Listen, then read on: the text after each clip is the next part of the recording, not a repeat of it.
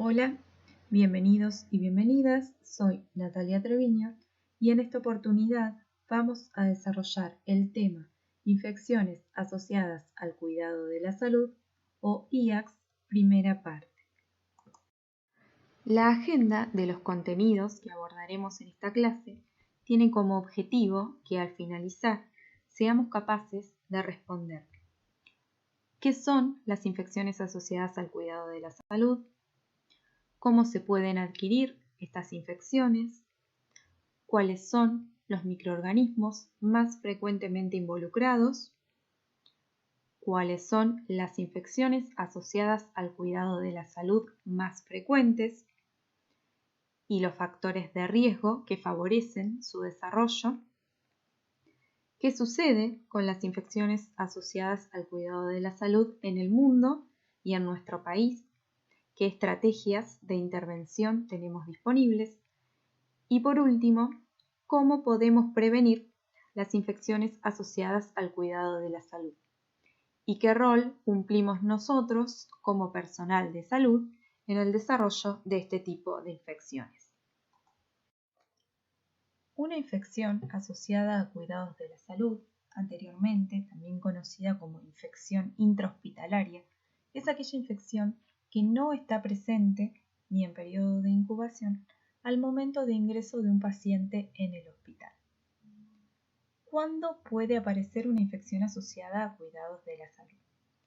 Generalmente sospechamos de una infección asociada a cuidados de la salud cuando la misma se presenta después de 48 horas del ingreso hospitalario o hasta 3 días después del alta.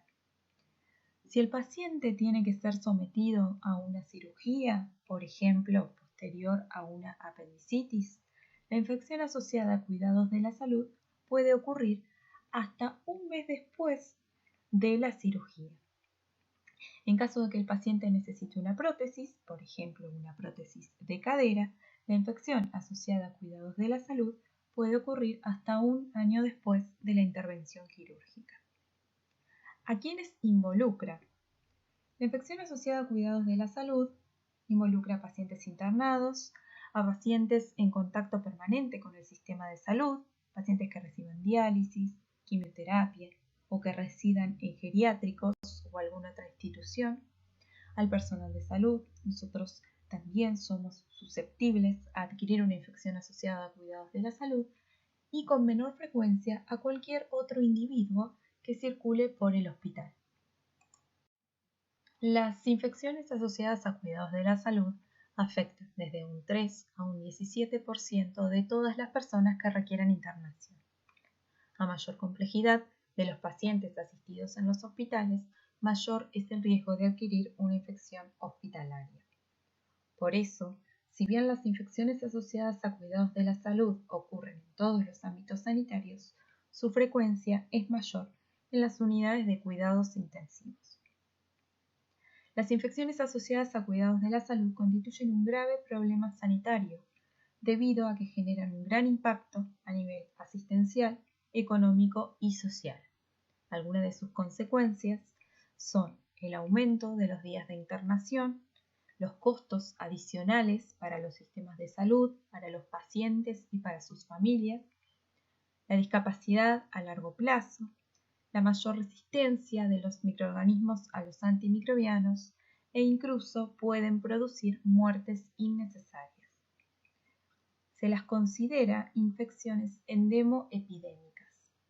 Tienen un comportamiento en general endémico, es decir, siempre hay casos, pero a veces su comportamiento puede ser epidémico, por ejemplo, durante un brote, donde hay más casos de los que uno espera.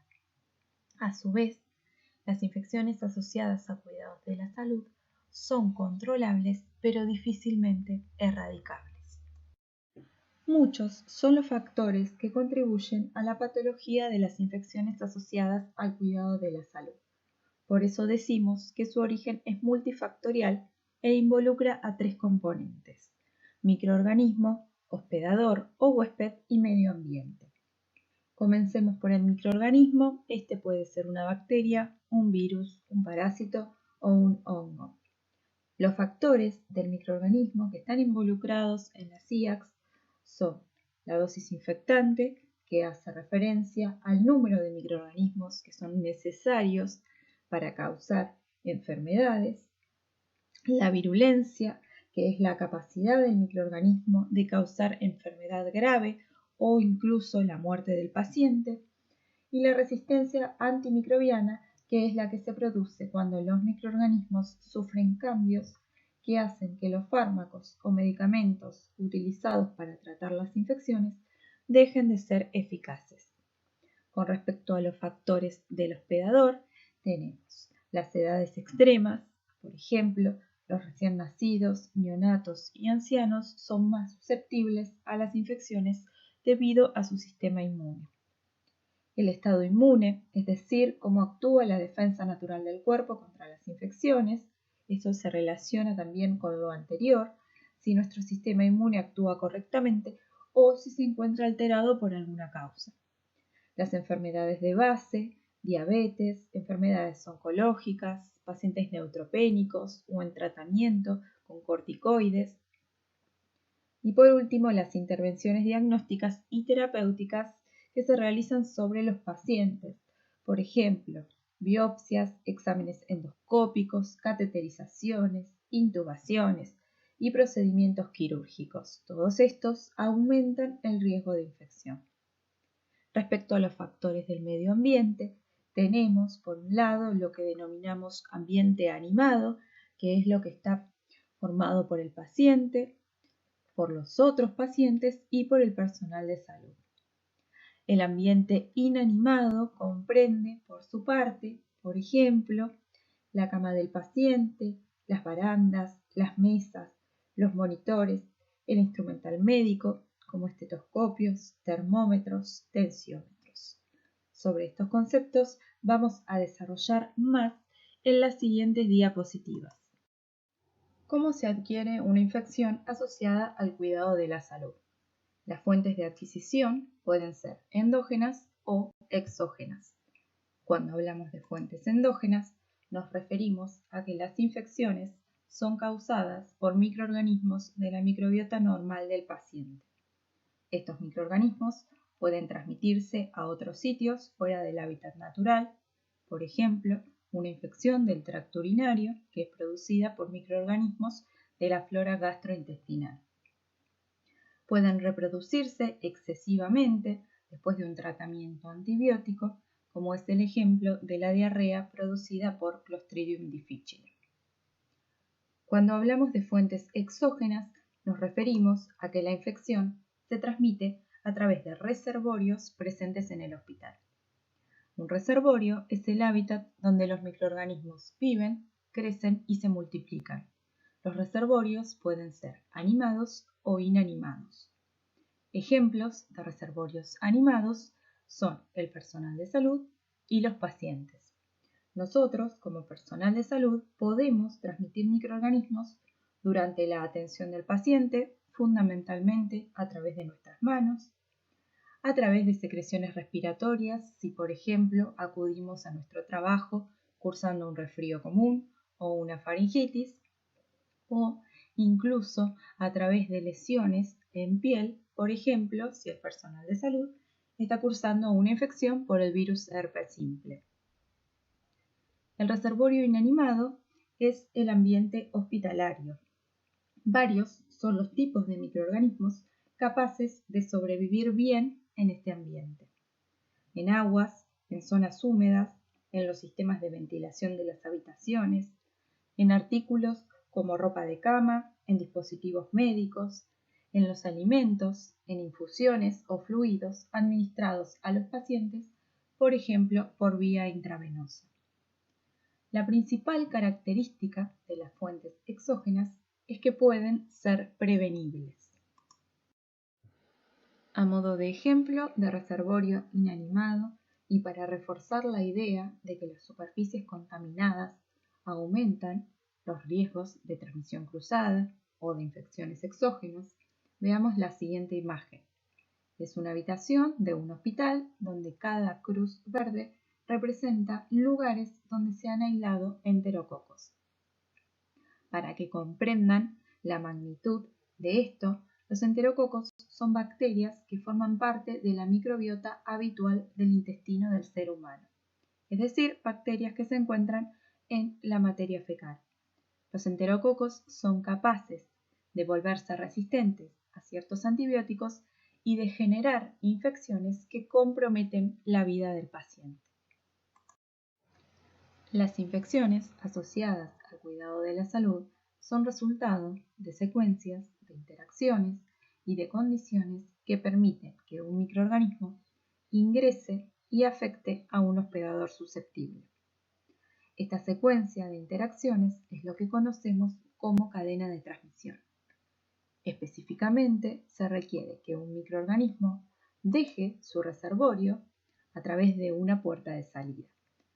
Las principales puertas de salida son el aparato respiratorio superior, el sistema digestivo inferior, una herida infectada. Luego, mediante un mecanismo de transmisión, debe encontrar la puerta de entrada en un huésped susceptible de adquirir la infección y posteriormente desarrollar la enfermedad.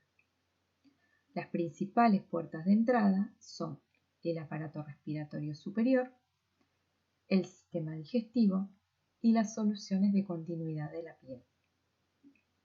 Los microorganismos pueden ingresar durante algún procedimiento invasivo hacia cavidades o tejidos que son normalmente estériles, como puede ser durante la colocación de una sonda urinaria, la ventilación mecánica o la colocación de un catéter venoso. Los principales mecanismos de transmisión de las infecciones asociadas al cuidado de la salud son transmisión por contacto, directo o indirecto, transmisión por gotas y transmisión aérea a través de aerosoles. Hablamos de transmisión por contacto directo, por ejemplo, cuando un paciente entra en contacto con la sangre u otros líquidos corporales infectados de otro paciente. Y contacto indirecto, cuando la transmisión es, por ejemplo, a partir de objetos inanimados, como ropa, termómetros, estetoscopios, o de objetos animados como las manos del personal de salud. En la transmisión por gota, por lo general, se emiten desde el tracto respiratorio, al toser, al estornudar o al hablar. Gotitas que no tienen la capacidad de viajar más allá de 1 metro de distancia de las personas que las emiten. La transmisión aérea mediante aerosoles son partículas pequeñas contaminadas con los microorganismos que pueden permanecer suspendidas en el aire y viajar a distancias más largas que lo que lo hacen las gotas. Los invito a que amplíen el tema leyendo el capítulo 3 de Cadena de Transmisión de la bibliografía de la Organización Panamericana de la Salud que les dejo al pie de la diapositiva. ¿Cuáles son los microorganismos involucrados en las infecciones asociadas al cuidado de la salud? Una gran cantidad de bacterias, virus, hongos y parásitos diferentes pueden causar IAPS. Los agentes infecciosos varían según el tipo de paciente, el centro de salud y las diferentes áreas geográficas. Las infecciones más frecuentes son las bacterianas. Dentro de estas, las más frecuentes son las producidas por bacilos gram negativos, seguidos de los cocos gram positivos. Los virus son responsables de hasta un 15% de las infecciones asociadas al cuidado de la salud. Los parásitos y los hongos se aíslan con mucha menor frecuencia. En general, son microorganismos oportunistas y que causan infección durante, por ejemplo, el tratamiento prolongado con antibióticos y en pacientes con inmunodeficiencias graves. A continuación, se mencionan algunos de los principales patógenos involucrados en las infecciones asociadas al cuidado de la salud. Dentro de las bacterias tenemos, por ejemplo, a bacilos gram negativos como Pseudomonas aeruginosa, Acinetobacter baumannii, Klebsiella pneumoniae, Escherichia coli. Dentro de los cocos gram positivos, los más frecuentemente involucrados son Staphylococcus aureus, Enterococcus, Staphylococcus coagulasa negativo, Streptococcus. Dentro de los virus tenemos el virus de la hepatitis B, el virus de la hepatitis C, el virus de la inmunodeficiencia humana, virus influenza, virus sincitial respiratorio, adenovirus, SARS-CoV-2, rotavirus, virus herpes simple y el virus de la varicela zoster. Dentro de los hongos, los más representativos son Cándida y Aspergillus. Y dentro de los parásitos tenemos, por ejemplo, a Cryptosporidium spp. Una particularidad de las infecciones asociadas al cuidado de la salud es que pueden estar causadas por gérmenes oportunistas. Los patógenos oportunistas son microorganismos de baja virulencia que normalmente no causan infección en individuos inmunocompetentes o en la comunidad. El ejemplo más notorio es el de las bacterias del género Acinetobacter. Es un bacilo gram negativo que tiene muy pocos factores de virulencia conocidos, pero que tiene la capacidad de adquirir resistencia frente a la mayoría de los antibióticos contra los gérmenes gram negativos. De esta manera, un microorganismo que suele ser inofensivo fuera del hospital puede causar la muerte en pacientes hospitalizados. La especie más frecuente es Acinetobacter baumannii y es agente de infecciones respiratorias en pacientes ventilados, infecciones urinarias en pacientes con sonda vesical e infecciones de piel y heridas. Además, lo podemos encontrar en muchos reservorios animados e inanimados. La microbiota hospitalaria se encuentra en continuo cambio, seleccionando microorganismos cada vez más resistentes a los antimicrobianos.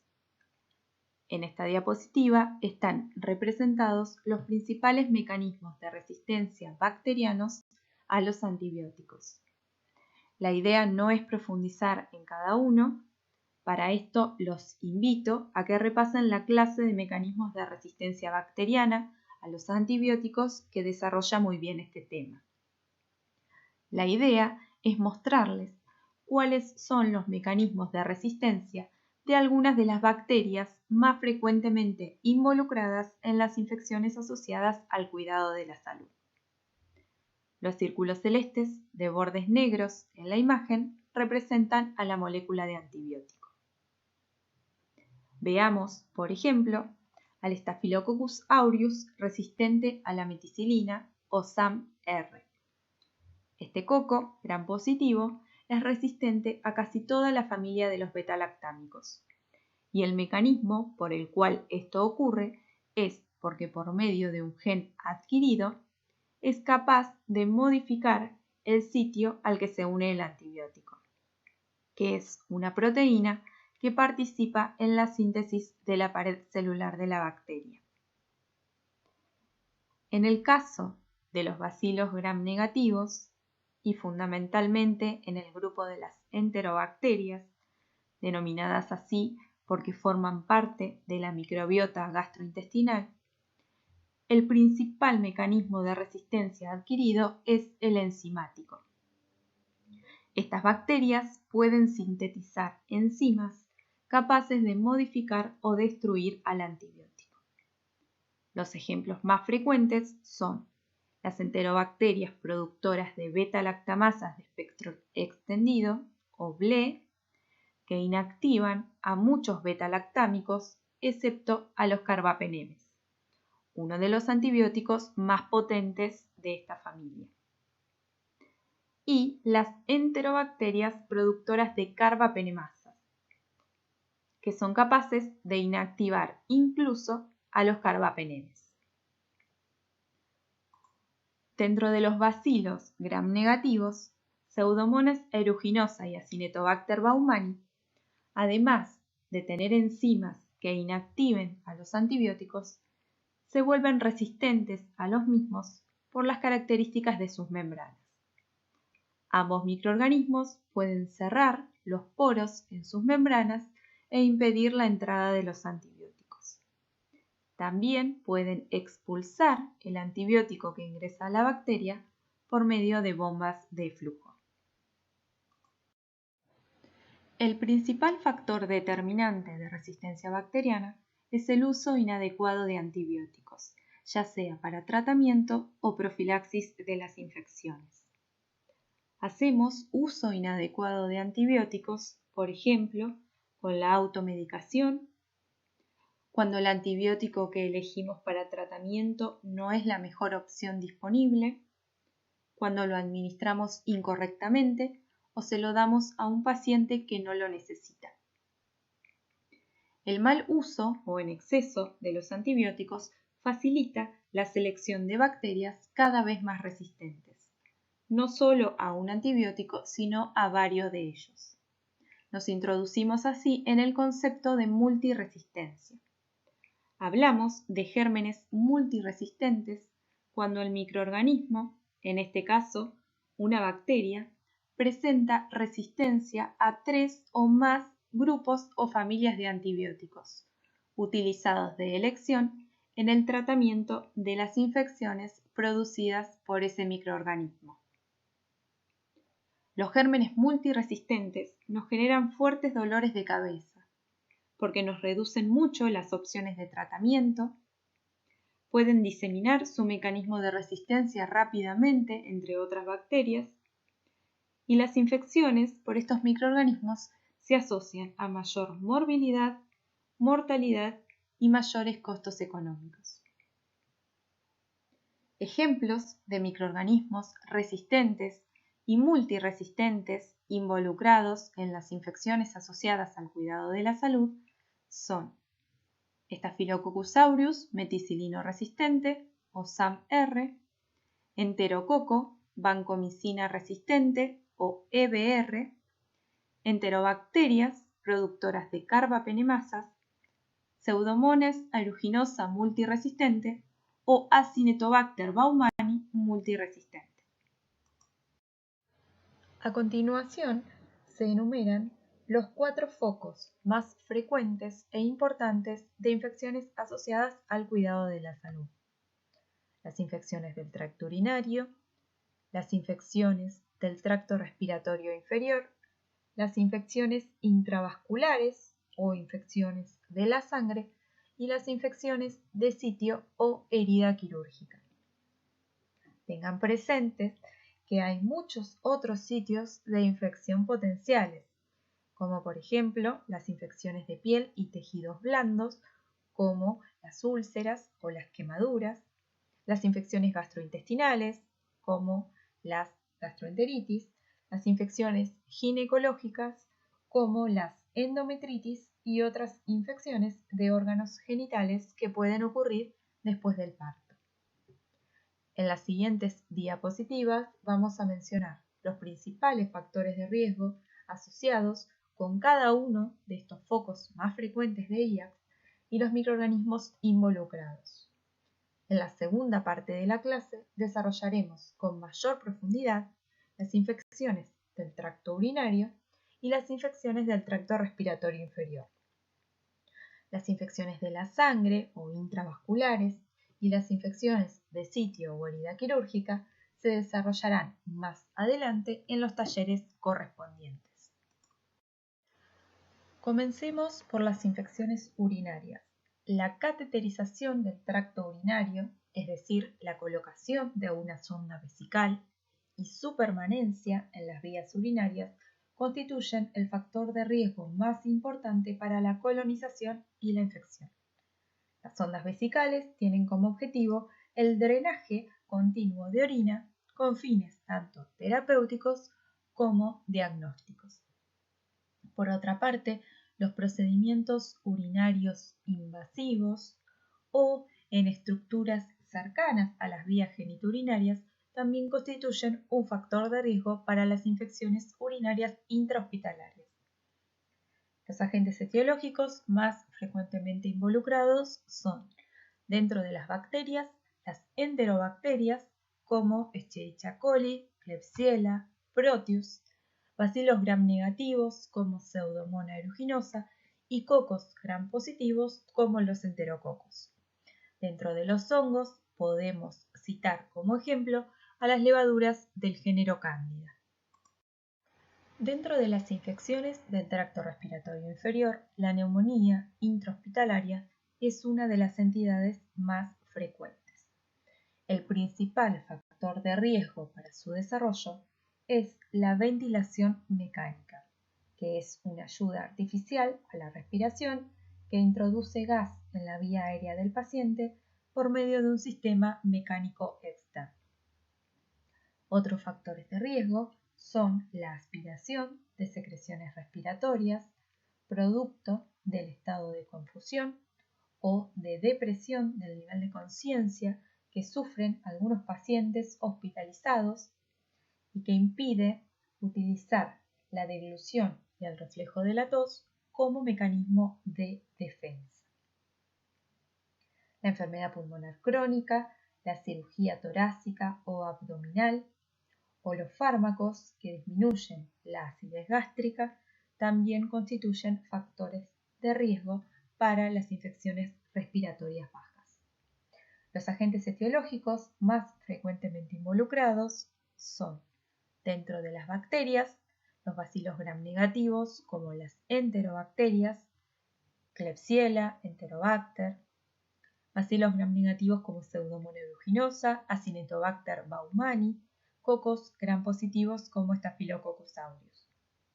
Dentro de los virus, los principales agentes son el virus influenza, que es el responsable de la gripe, y el virus SARS-CoV-2, que es el responsable de la enfermedad COVID-19. Las infecciones asociadas al cuidado de la salud intravasculares comprenden a las infecciones de la sangre. El principal factor de riesgo para su desarrollo es la utilización de dispositivos intravasculares como los catéteres. Los catéteres permiten un acceso rápido y seguro al torrente sanguíneo y se utilizan, por ejemplo, para la administración de fluidos endovenosos, de medicamentos o de hemoderivados. Otros factores de riesgo lo constituyen las edades extremas, los ancianos y los neonatos, las quemaduras y otras infecciones que sirven de puerta de entrada para los microorganismos a la sangre, como son las infecciones de heridas quirúrgicas, las neumonías y las infecciones urinarias. Los agentes etiológicos más frecuentemente involucrados son, dentro de las bacterias, los cocos gram positivos como el Staphylococcus aureus, los Staphylococcus coagulasa negativo, los enterococos. Dentro de los bacilos gram negativos tenemos a las enterobacterias como Escherichia coli, como Klebsiella, a Pseudomonas aeruginosa. Y dentro de los hongos podemos citar a las levaduras del género Cándida. Cuando el microorganismo es una bacteria, nos referimos a este tipo de infecciones como bacteriemias. Pasemos por último a las infecciones de sitio quirúrgico. Las cirugías, a grandes rasgos, las podemos clasificar como limpias o sucias o contaminadas. Las cirugías limpias son aquellas cirugías donde no hay inflamación ni son traumáticas. Por ejemplo, una cirugía para la colocación de una prótesis, una cirugía cardíaca, ocular o mamaria. Las cirugías de sitios sucios o contaminados son, por ejemplo, las cirugías abdominales, donde puede haber salida del contenido abdominal hacia el exterior, o las cirugías postraumatismo con cuerpos extraños. Las infecciones de sitio quirúrgico son más frecuentes en las cirugías de sitios contaminados o infectados que en las cirugías limpias. Respecto a los agentes etiológicos involucrados, Estos dependerán del tipo de cirugía. En cirugías limpias, por ejemplo, predominan los gérmenes de piel. Dentro de estas, el Staphylococcus aureus es el germen más prevalente. En el caso de cirugías protésicas, los estafilococos coagulasa negativo cumplen un rol importante como agentes patógenos. En cirugías abdominales y pélvicas, los microorganismos más frecuentemente involucrados son los bacilos gram negativos, como las enterobacterias, y los gérmenes anaerobios. Las infecciones asociadas al cuidado de la salud ocurren en todos los centros de salud del mundo. Muchos países cuentan con programas nacionales de vigilancia que generan reportes de las infecciones asociadas al cuidado de la salud más frecuentes, de los patógenos responsables y de sus perfiles de sensibilidad a los antimicrobianos.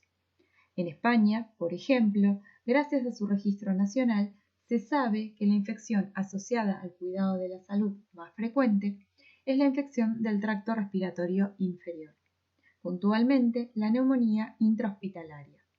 En segundo lugar, se ubican las infecciones urinarias asociadas a sonda vesical y en tercer lugar, las infecciones intravasculares, fundamentalmente las bacteriemias asociadas a catéter venoso central. En Estados Unidos, la infección asociada al cuidado de la salud más frecuente es la infección del tracto urinario asociada a sonda vesical. En segundo lugar, se ubican las infecciones de sitio quirúrgico y en tercer lugar, la neumonía intrahospitalaria. ¿Qué sucede en Latinoamérica? Veamos, por ejemplo, los datos del reporte del Ministerio de Salud de Chile. La infección asociada al cuidado de la salud más frecuente, al igual que en Estados Unidos, es la infección del tracto urinario asociada a sonda vesical. Pero a diferencia de este, en segundo lugar se ubica la neumonía intrahospitalaria y en tercer lugar la bacteriemia asociada a catéter. Entonces, ¿cuál es la conclusión que podemos sacar con esta información? La epidemiología de las infecciones asociadas al cuidado de la salud, su prevalencia, su incidencia, su etiología, varía en las diferentes regiones geográficas e incluso entre los hospitales de una misma región y entre las áreas críticas dentro del mismo centro de salud, y pueden presentar modificaciones en el tiempo. De ahí la importancia de los programas de vigilancia de este tipo de infecciones. Veamos a continuación qué sucede en Argentina. De acuerdo a nuestro Programa Nacional de Vigilancia de Infecciones Hospitalarias, en las unidades de cuidados intensivos de adultos, la infección asociada al cuidado de la salud más frecuente es la neumonía intrahospitalaria. En segundo lugar, se encuentran las bacteriemias asociadas a catéter venoso central y en tercer lugar, la infección del tracto urinario asociada a sonda vesical. Por su parte, en las unidades de cuidados intensivos de pediatría, la epidemiología cambia y la infección del tracto urinario asociada a sonda vesical se ubica en primer lugar, siendo la infección asociada al cuidado de la salud más frecuente. En segundo lugar, se ubica la neumonía intrahospitalaria y en tercer lugar, la bacteriemia asociada a catéter. En el año 2004 se crea el Programa Nacional de Vigilancia de Infecciones Hospitalarias de Argentina, denominado Programa Vida.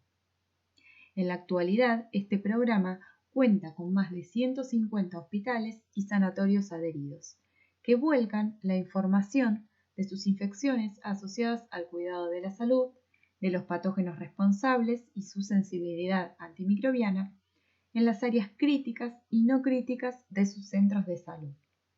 La adhesión a este programa es voluntaria y le permite a cada centro conocer y monitorizar la epidemiología de sus infecciones asociadas al cuidado de la salud y realizar intervenciones para su control y prevención de manera de disminuir la morbimortalidad por estas infecciones y mejorar la calidad de la atención médica minimizando costos. A partir de la información brindada por cada centro de salud es que se establecen las estadísticas nacionales. La vigilancia intensificada permanente es uno de los medios más adecuados para la prevención y control de las infecciones asociadas al cuidado de la salud en áreas críticas de los hospitales. ¿Cómo se pueden prevenir las infecciones asociadas al cuidado de la salud? Para prevenir la transmisión cruzada de microorganismos que causan infecciones asociadas al cuidado de la salud, cada uno de los componentes de la cadena de transmisión debe estar presente. Es decir, debe haber un microorganismo capaz de producir una infección y posterior enfermedad, un reservorio, un mecanismo de transmisión y un huésped susceptible. De faltar uno de ellos, se interrumpirá la cadena y no habrá transmisión.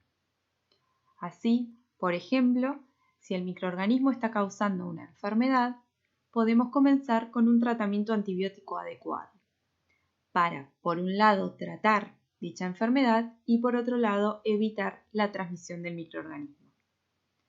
Podemos intervenir sobre el reservorio si es inanimado, por ejemplo, asegurando el cumplimiento de normas de higiene, limpieza, desinfección del ambiente y esterilización del instrumental.